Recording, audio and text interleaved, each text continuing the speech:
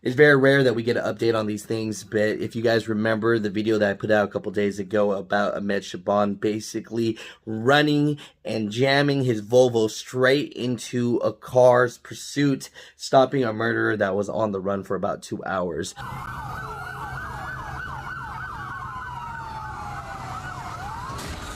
Of the Inland Empire for over an hour. The man behind the wheel, a suspected murderer. A lot of people in the comments said, man, his insurance is going up, his truck is messed up. Other people made fun and said, dude, of course, as long as it's a Volvo, not a Peterbilt. I know people were having fun with that, but in the comments, a lot of people were for it or against it. But dude, this is this man's livelihood, and we actually got an update on a dash cam to see what actually happened from his point of view.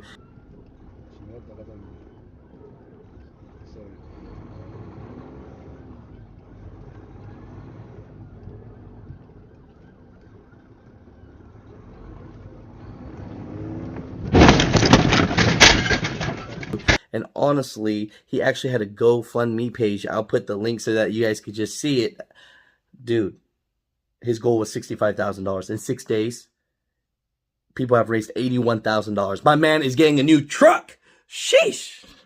Hey, man, it's one of those things where it's crazy. I mean, was it safe? Was it not safe? I can't say. All I can say is, for once, you know, my guy does something from the kindness of his heart, and the community backed him up, man. That's what's up. His name is Ahmed Shaban. He says he knew the suspect was wanted for murder and felt he had to take him out with his massive big rig. I was waiting for him. I was trying to see where he's at exactly so I can pinpoint him, and then I blocked him.